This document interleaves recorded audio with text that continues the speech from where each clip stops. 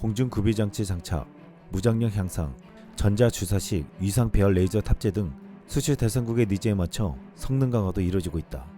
지난해 모의훈련에서 필리핀 공군 소속 F-50이 F-22 랩터를 상대로 격추 판정을 받아낸 것도 입소문에 도움이 되고 있다.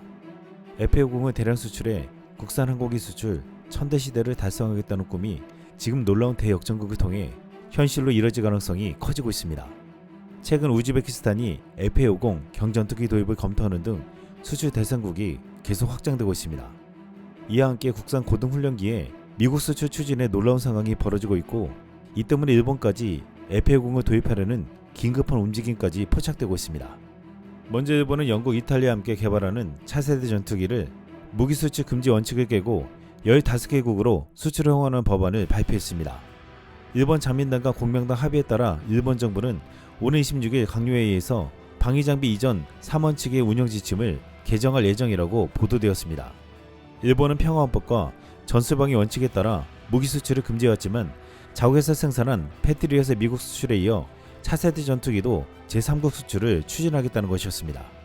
그동안 일본은 독자적으로 6세대 전투기를 개발한다고 큰소리쳤지만 이것이 힘들어지자 영국, 이탈리아와 손을 잡았습니다.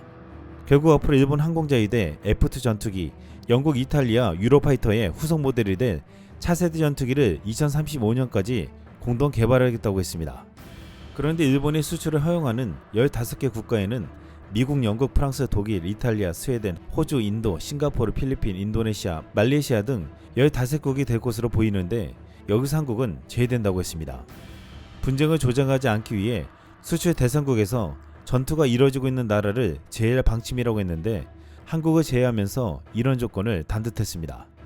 아직 계획 개발만 있지 아무런 성과가 없는 전투기 개발을, 그것도 자국이 주도로 하는 프로젝트가 아니라 영국 중심의 차세대 전투기 개발에 합류했음에도 수출 금지를 깨고 15개국에 수출하겠다는 것도 웃기지만, 여기 한국은 된다고 해도 수입하지 않겠지만 수출 대상에서 제외된다는 것도 재밌다고 했습니다. 국내 네티즌들은 이 기사를 보고 어이가 없다며 이렇게 반응했습니다. 아직 페이퍼 전투기인데 벌써 팔 생각부터 하니 좀 웃기네요. 유럽 전투기 조별 과제의 역사를 보면 완성을 하는데 제3국 판매는 항상 실패했었죠. 이번에는 어떻게 될지 궁금합니다. 근데 아마 엄청나게 비싼 비행기가 될 확률은 거의 90% 이상입니다. 유로파이터 시즌2, 저기 15개국 중에 굳이 일본 전투기를 구매할 나라가 있남요. 꿈도 야무지네. 저렇게 과대망상이 심하니 핵을 맞지. 가격 바가지일걸 누가 사가려나. 더욱이 유지비가 더 곱절일 텐데. 영일이 이 세 나라 모두 애프터 서비스 개념 말아먹은 나라잖아. 나몰라라 내 할 번호 모두일걸. 일본은 아직 네티즌들의 말처럼 차세대 전투기 개발이 페이퍼 전투기 수준의 상태에서 수출까지 염두에 두고 법안을 개정한다는 것이 웃기다고 했습니다. 그런데 일본이 이런 법을 개정하고 한국은 제의를 외치고 있는 가운데 일본 방위성은 자국산 T4 고등훈련기 200대 교체 사업에서 한국산 T50을 도입하려고 동분서주 나서고 있습니다. 이것은 그동안 믿고 있던 미국 보잉사의 T7A의 개발 결과가 나오면서 비상이 걸렸기 때문이라고 했습니다. 지금 미 공군은 차세대 훈련기로 미 보잉사의 T7A로 결정했지만 최근 확인된 T7A의 스펙을 보고 어이가 없다며 충격적인 반응을 보이고 있습니다. 지난 2018년 미 공군이 고등훈련기 351대를 도입하는 사업에서 로키드 마틴, 카이가 제시한 T50보다 거의 절반에 해당하는 말도 안 되는 가격을 제시하면서 최종 낙찰되었습니다.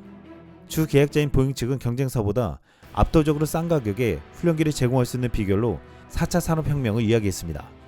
항공기 개발 과정에서 많은 비용이 소요되는 각종 실험들을 최첨단 컴퓨터 시뮬레이션으로 대체하고 주요 부품을 3D 프린터로 찍어내 가혁명적인 비용 절감을 이뤄냈다고 말했습니다.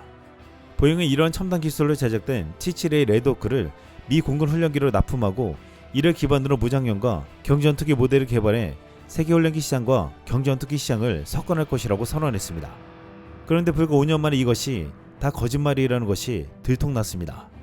2018년 가을 보잉의 야심찬 선언으로부터 5년이 지났지만 T7A는 아직도 개발 중입니다. 진작에 개발이 완료돼 올해부터는 양산이 시작됐어야 했고 2024년 초기 작전 운영 능력을 획득해야 했지만 연이어 중대 결함이 발견되면서 양산 결정이 지연되고 있습니다. 미국의 감사원이라고 할 수 있는 회계감사원의 보고서에 따르면 T7A는 군용기로서는 대단히 치명적인 결함 2가지를 가지고 있다고 했습니다. 모형기체와 실물 기체를 이용해 실시했어야 했을 공기역학 실험을 컴퓨터 시뮬레이션으로 대체해 발생한 윙록과 사추자석 결함이었습니다. 윙록 결함은 항공기가 상승 또는 하강할 때 특정 각도에 도달하면 기체가 전복되거나 안정성을 잃고 요동치는 현상을 말하는데, 높은 기동 성능이 요구되는 군용기에서 이 결함은 대단히 치명적이었습니다. 윙록 문제 때문에 조종 안정성이 떨어져 추락 위험이 높은 기체인데, 추락했을 때 사출하더라도 사출 시스템 문제로 중상을 입거나 사망할 가능성이 높은 훈련기를 과연 누가 타겠냐고 했습니다. 이를 고치겠다고 개발 일정과 비용이 엄청나게 늘어나고, 이 결함을 극복하고 최종 만들 수 있을지에 대해서도 의문이 제기되고 있습니다. 그리고 최근 보잉은 T7A 스펙을 오피셜로 보도했는데, 미 공군은 경악할 수밖에 없었습니다. 먼저 F404 엔진을 장착했음에도 최고 속도가 마 1이 안 되었는데, T50은 최고 속도가 마 1.5가 넘습니다. 또한 절대 상승 한도가 45,000피트 밖에 안 된다는 소문이 있었는데, 이걸로 사실로 드러났습니다. F10은 절대 상승 한도가 약 52,000피트 정도로 설정되었는데, 이것도 큰 차이가 났습니다.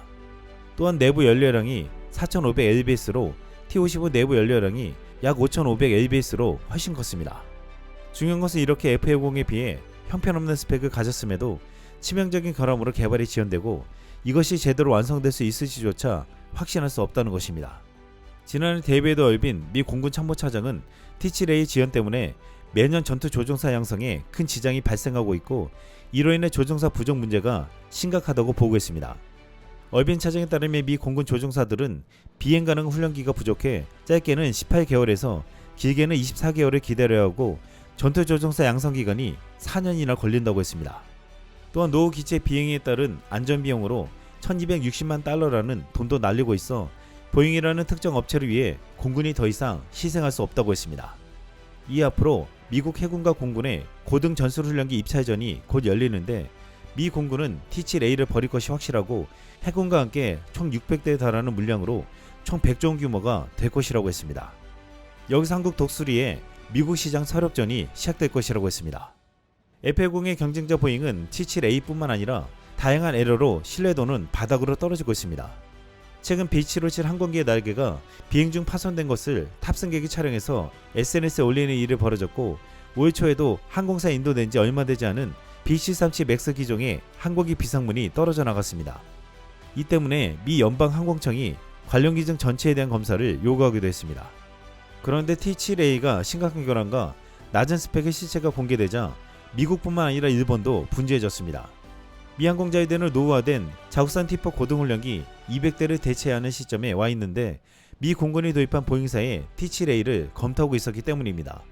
하지만 T7A의 실체가 드러나자 일본 방위성은 T50 도입을 검토하기 위해 지난해 말 중동의 두바이 에어쇼에 나타났습니다.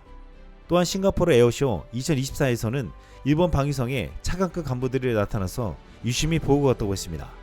일본은 만약에 T50이 일본 고등훈련기 제작사로 최종 선정된다면 미국 로키드 마틴사가 제작해 달라고 하지만, 결국 생산은 한국에서 하기에 명목상만 로키드 마틴에서 구입하는 것이지 한국에서 도입하려 하는 것이라고 보고 있습니다. 현재 F50은 필리핀, 태국, 인도네시아, 말레이시아 등 동남아 국가와 이라크, 폴란드에 이어 중앙아시아의 우즈베키스탄이 14대를 도입하기를 원하는 것으로 전해졌습니다. 그런데 최근에 캐나다에서도 긴급히 F10을 도입할 것이라는 말도 나오고 있습니다.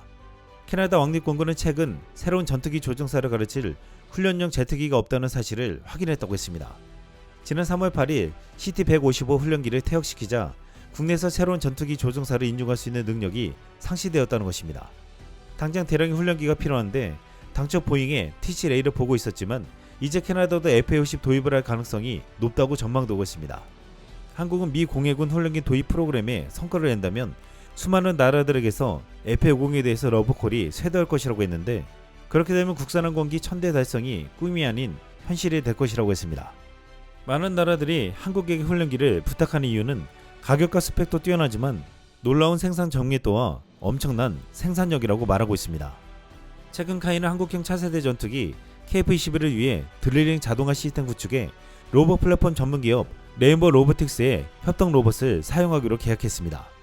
그동안 작업자가 좁은 공간에서 불편한 자세로 드릴 작업을 수행하면서 부품 가공에 불량이 발생되는 일이 빈번했는데, 협동 로봇 자동화 시스템을 도입해 제품 불량률을 낮추고 생산성까지 높이겠다고 했습니다.